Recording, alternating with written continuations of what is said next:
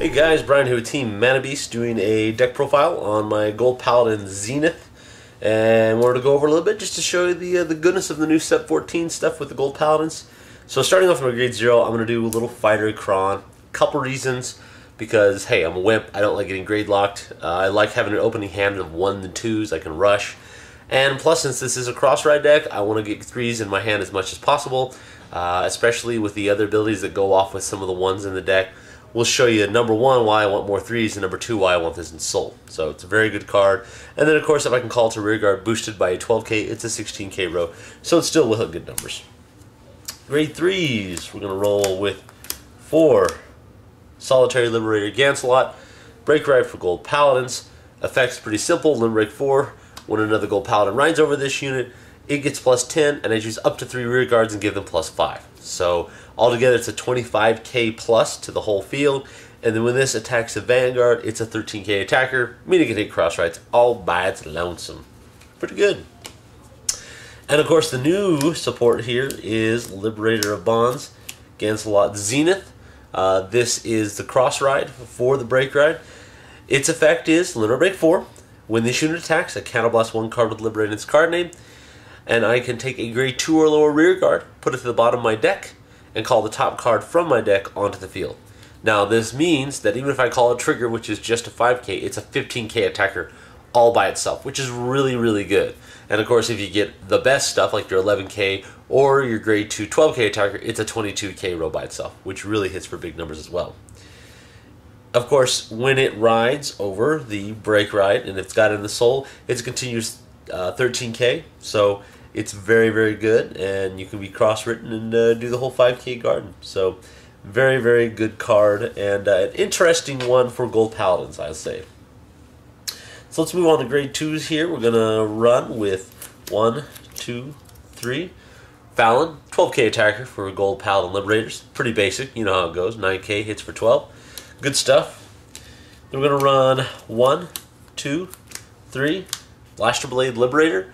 Essentially, this card, if it's placed on Vanguard or Rearguard, counterblast 2, pop something in the front row. Real easy, 9k base, and comes well with another card here in the deck. Then moving on to 1, 2, 3, Liberator of the Flute Escrad. This is Vivaid on crack. Doesn't have to be boosted. Essentially says if I attack and I hit a Vanguard, counterblast 1 Liberator in damage zone, call the top card from my deck, and not in rest. It is in stood position, so it can be another attacker. And of course this boosted by 7k, no one ever lets it hit, so they're always going to guard for it. So to me, Escrad is an amazing card, not just for the fact that I can plus, but for the fact that I'm going to force my opponent to guard. So anytime you can force your opponent to guard, I'll do that all day, every day. So it's a very, very good card to have in the deck, and good pressure. Now the other 2 grade 2s I run are personal preference, and I like them because it's more on hit effects, but not the card itself is not an on hit effect. This is Dogal Liberator. Its effect is when any of my other units with Liberator in its card's name hits a Vanguard, I can counterblast 1 and give this plus 5. So now this makes my other units, my 12k attackers, other extra Gances, anything that's just a vanilla in the sense of what it does, have on-hit effects. It gives non-on-hit effect units on-hit effects. And this can be stacked as well, because this is just when it happens. So really pushing for in-game, and I got a lot of, I got a lot of counterblasts ready to use. Cool, I'll attack with this row. If they let it hit, counterblast 1 plus 5. If they let this hit, counterblast 1 plus 5. So by itself, then it can be a 19k attacker, boosted by a 7k, we're hitting for 26k numbers. So really good card, and I like it personally, just as a 2-of tech. If it happens, hey, great, it happens. Next, let's go ahead and move on to grade 1s here. We're going to run 1, 2, 3 of Halo Liberator Marks, the perfect guard, of course, ditch card. Throw it away, nothing hits, and then I run 1 of the Liberator Quintet Wall, which Liberator Quintet Wall essentially is the new from 14. Put it on the field, counterblast 1, call top 5 cards from the top of the deck, and use those to guard with. So I just take 1 in because I actually like it. I know there's some people who don't, but I personally do. Alright, and then we're going to run 1, 2, 3, Barkle Liberator. Barkle Liberator's effect, if it boosts a Blaster Blade Liberator and the attack hits a Vanguard, simply states look at the top 3 cards and call when it rests. So it's a free call for no counterblast whatsoever. It just happens. Nothing. Just so again, more on hit effects, more things people don't want to let hit, more guard of their hands. I'll do that all the time. And I still think it's a card that needs to be ran in this deck. Because again, it just goes to the whole fact of the effect of on hits that no one wants to let hit. So definitely run 3 of that at least. Then we're going to run 1, 2 of the May Rain Liberator Bruno. I really love this card in this deck because this deck is all about superior recalling the top card. And even if it's not a good card, mind you, you're going to get a plus 10 to that row, and then this gets a plus 3, so it's a 10k booster. By my 12k and my 11ks, I'm hitting 21, 22. So for me, this card is really good. Not so good, I'm going to run 3. Good enough that I run 2. If I see it, good. If I don't, you know, not the biggest deal in the world. I've got some other cards that I'd rather have on the field that I'm going to show you here after this. The other grade ones I run are going to be 1, 2, 3 of the Liberator Josephus. Its effect is if it's called from deck, I Soul Blast 1 Liberator and draw a card.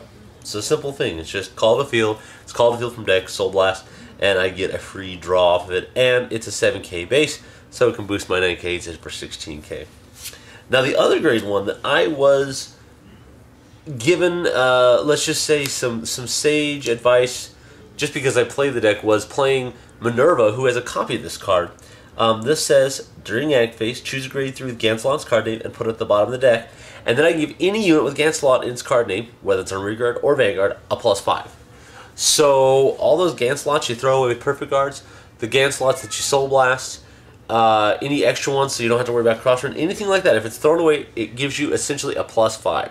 So that now what's really interesting is your Gancelots boosted by a 7k are going to only hit for 18, but you do that to plus 5, it's a 23. It hits crossrides, which is really great. And it's the first time that now you can have units that actually legitimately hit crossrides by themselves before triggers. Plus it's a 6k boost. It's not the best boost, but I'll put it behind Vanguard, or I'll put it behind a 12k or 11k, and it'll still hit good numbers. Very, very good card. Has won me a lot of games because it just utilizes stuff in your drop zone to give you a free trigger.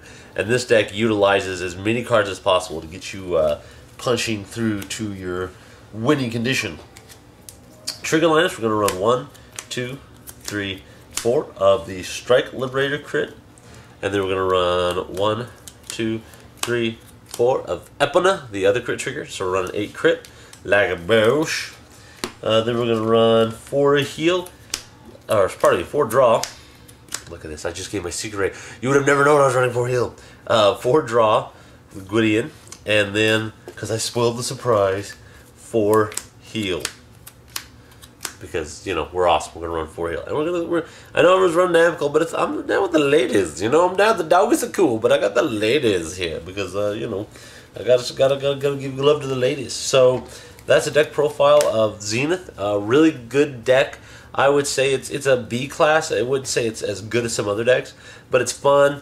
It hits for really good numbers. You're cross-ridden, and all in all, it's just really fun to do all the plays and call something here. And a lot of times I'll attack with like a 12k unboosted with a rearguard here, then put that down to the bottom of the deck, call the top card, and depending on what I get, I can either call it in front or call it to another row by itself. So I just got a lot of options and flexibility with the deck, and you can call it anywhere on the field too.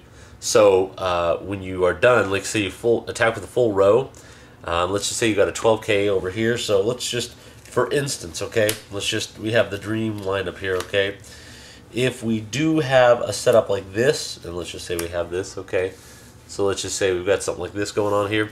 If I send this 2 back, depending on what I get, I will either, you know, one of 2 things. If I get a grade 2, that's going to go here. However, if I get a grade 1 and I really want to make the most out of it, let's just say I get a Josephus, I'm probably going to call the grade 1 behind here, possibly. Now, that just depends on what their hand's like. If I know I need to chip away, 17 here.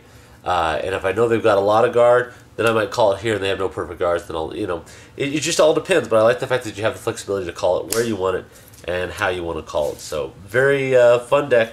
Good deck. Of course, as always, comment, rate, subscribe. Tell us how you guys build it, what you guys think, what you guys would change. And as always, we'll see you guys next time.